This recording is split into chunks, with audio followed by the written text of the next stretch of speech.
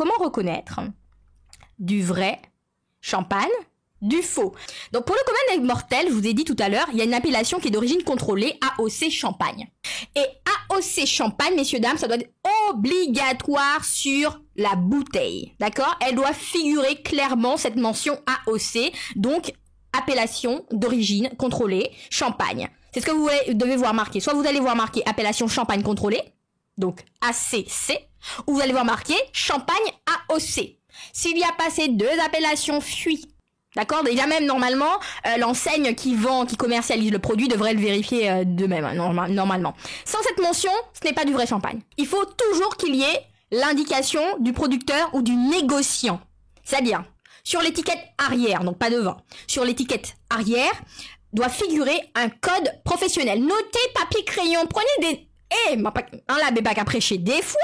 Donc, papier crayon, on est sécure, même si effectivement l'émission est un replay, on essaie que si jamais il y a des personnes qui veulent fêter des anniversaires, des baptêmes ou je sais pas quoi, mettez-vous à jour. Il y a mariage pendant les vacances, c'est 20. Donc du coup, allons s'organiser, n'est-ce pas? Donc, vous êtes prêts pour les codes? Si vous entendez le petit code RM là, RM c'est récoltant manipulant.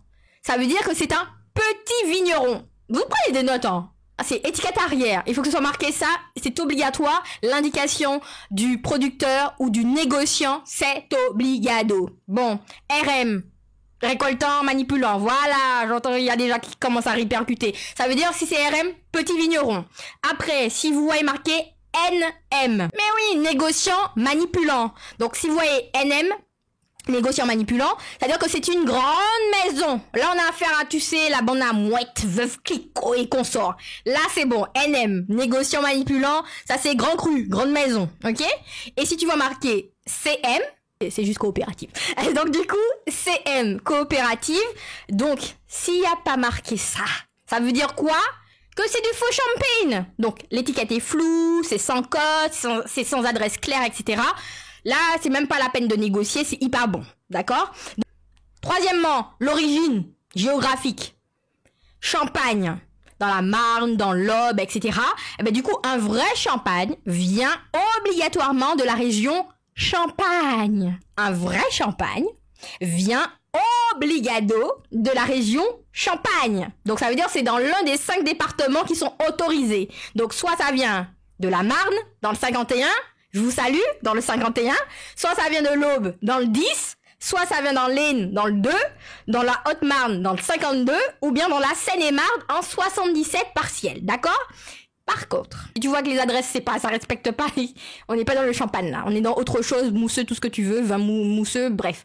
Mais on n'est pas dans du champagne. Donc, par contre, si l'étiquette mentionne Ardèche, Espagne, ou autre région, on est d'accord qu'on ne va pas acheter, c'est du faux champagne garanti. On est d'accord. Bon, là, je vous ai donné effectivement 3e petite astuce pour repérer si c'est du vrai champagne ou pas. Ok, c'est l'origine géographique.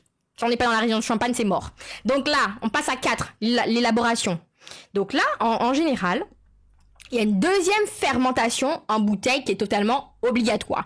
Donc le champagne authentique, il est élaboré selon une méthode traditionnelle champenoise, ok? Donc, il y a une 2e fermentation dans la bouteille qui va faire une formation naturelle de bulles, ok? Et puis, il y a un vieillissement minimum de 15 mois pour vraiment dire qu'on est dans champagne, tu comprends? Pour dire vraiment là, tu fêtes, ok? Donc, ça, c'est good. Donc, le faux champagne, c'est quoi concrètement? Il y a du CO2 qui est injecté industriellement, donc ça veut dire que ce ne sont pas des bulles naturel, donc CO2 injecté industriellement, donc les bulles seront grossières, et puis il y aura un goût plat, ce sera fade. Donc tu vois des grosses bulles là, machin, c'est bizarre, parce que du coup, ça peut être injecté industriellement avec du CO2. Donc, les 5 signes visuels et tactiles, le premier critère qu'on va voir pour du vrai champagne, écoutez bien, hein, vrai champagne, le bouchon en général, quand c'est du vrai champagne, le bouchon, il est en liège bombé. Ouais, vous avez déjà vu cette petite tête de champignon là. Ça fait clou. Et puis anti-tête. Donc ça fait une petite forme bombée. Là, on est dans du vrai champagne. Reconnaître le bouchon sur le faux champagne. Je fais comment? Eh bien, c'est en plastique. Et c'est droit. Il y a un problème. C'est pas bombé. 2e signe visible. L'étiquette. Pour une vraie marque de champagne, pour du vrai champagne, on a le texte en général, il est soigné, il est clair, on voit clairement qu'ils sont fiers de dire que c'est AOC, donc appellation d'origine contrôlée, c'est présent dessus, tout est balisé. Pour du faux champagne, la mention va être assez floue, il y aura un petit manque de marketing, donc ce sera assez vide. Ok? Donc on a fait une petite étiquette vite fait, en mode low cost, etc. Okay. Ça c'est bon. Ça c'est pour l'étiquette. Les bulles! Les bulles, elles sont fines, élégantes, et bien sûr, elles sont régulières. Ça c'est le top. Ça c'est pour les bulles. Le faux champagne. Les bulles sont grosses, irrégulières, limite agressives. Ça envoie à chaque fois des bulles. Tu dis, mais c'est pas possible, il y a un problème. Elles sont trop grosses, et puis du coup, ça tige à chaque fois, et ça montait. Donc du coup, c'est particulier. Le goût. Ok? Le vrai champagne, c'est élégant, c'est fin, c'est long en bouche. Donc vous sentez qu'en fait, quand on dit long en bouche, parce que ça c'est particulier, long en bouche, qu'est-ce que ça veut dire? C'est-à-dire que en gros, le goût, je voulais faire un mix entre gros et goût, ça n'a pas de sens. Et donc du coup, le goût va être prolongé. C'est-à-dire que quand tu vas mettre en bouche, tu sens que le petit côté acre, ça perdure. C'est-à-dire que même au-delà de la deuxième bouchée, enfin la deuxième fois que tu vas boire, effectivement porter le verre à ta bouche, tu vas sentir que tu as toujours le petit côté acre derrière.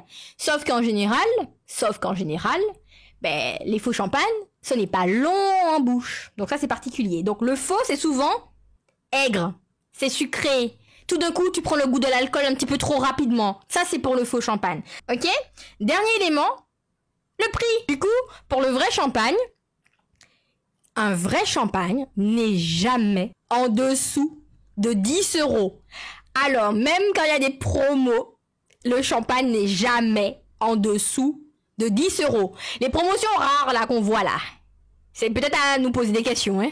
Mais en général, le vrai champagne, même en promo, ne devrait pas être en dessous, aux alentours de 10 €. Ok? Pour le faux champagne, en général, c'est souvent 5, 8 €, etc. C'est pas du champagne, en vrai. Hein. Donc, ok, on est d'accord.